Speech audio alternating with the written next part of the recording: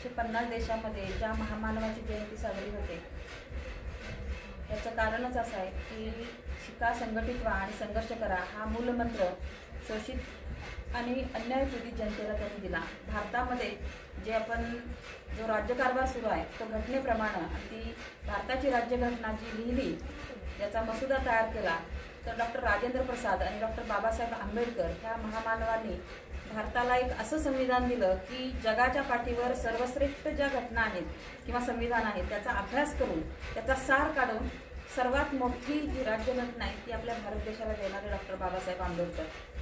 विद्यार्थी दशेमध्ये खरं तर वर्गाच्या बाहेर बसून शिक्षण घेणारे आणि त्याच विद्यार्थ्यांना परत मोठेपणी जे भारताचं संविधान लिहिलं म्हणजे त्यांच्या प्रयत्नांना खरं तर सॅल्यूट आहे।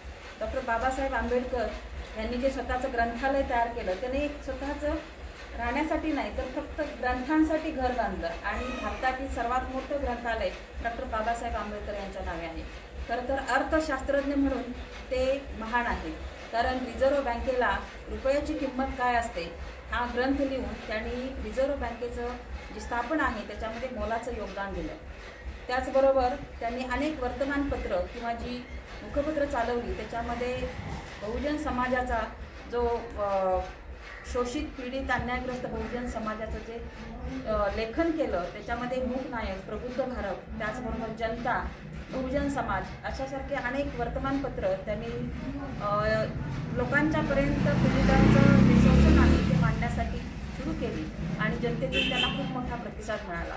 डॉक्टर बाबासाहेब आंबेडकर यांच्या कार्यामुळे बॅरिस्टरी पदवी बाहेर देशाचा जाऊन घेतली पण भारत देशातील अन्यायग्रस्त जनतेला न्याय मिळावा म्हणून सातत्यपूर्ण प्रयत्न केले। असे त्यांचा वादविवाद ऐकण्यासाठी किंवा तर्कशुद्ध मांडणी ऐकण्यासाठी त्या गावातील त्या शहरातील न्यायाधीशसुद्धा हजर राहायचे। जे बाबासाहेब आंबेडकर वकिली करत असताना त्यांचा तर्कशुद्ध वादविवाद ऐकण्यासाठी त्या शहरातील न्यायाधीश हजर राहायचे। म्हणजे असा हा तर्कशास्त्रज्ञ, अर्थशास्त्रज्ञ, समाजशास्त्रज्ञ, नीतिशास्त्रज्ञ आणि जनतेचा कैवारी, शोषित पीडित अन्यायग्रस्त जनतेचा कैवारी म्हणून या महामानवाला भारतानं सर्वोच्च नागरी पुरस्कार म्हणजेच भारतरत्न प्रदान केला आणि जगातील अनेक देशामध्ये त्यांची जयंतीसुद्धा साजरी केली जाते। त्यांना विश्वरत्न पुरस्कार आहे, त्यांच्या नावावरती अनेक डिग्र्या आहेत। म्हणजे अशा पद्धतीनं डॉक्टर बाबासाहेब आंबेडकर हे आपल्या सर्व तरुण पिढीचे आयडॉल आहेत। त्यांनी भारताची राज्यघटना जी लिहिली त्याच्यामध्ये न्याय, समता, स्वातंत्र्य आणि बंधुता ही मूलसूत्रे आहेत आणि त्यानुसार समाज चालतो। तर ही भारताची राज्यघटना ही आपली खरं तर आपण डोळ्यासमोर ठेवून आपला राज्यकारभार करतोय म्हणूनच आजच्या दिवशी आपण 14 एप्रिल रोजी या महामानवास एक विनम्र अभिवादन आमच्या रेठे वरणा ग्रामपंचायतीच्या वतीनं डॉक्टर बाबासाहेब आंबेडकरांना विनम्र अभिवादन। जय हिंद, जय महाराष्ट्र। धन्यवाद।